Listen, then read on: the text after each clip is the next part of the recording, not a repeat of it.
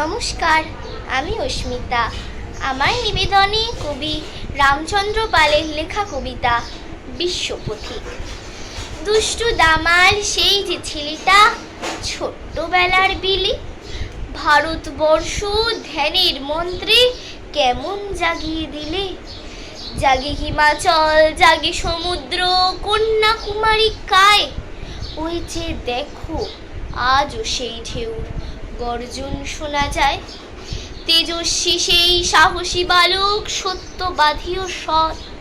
রাম ও কৃষ্ণের বাণী তার ব্রত, যত মত তত পথ। জীবে প্রেম ছাড়া শ্রেষ্ঠ ধর্ম কোথাও নেই আর।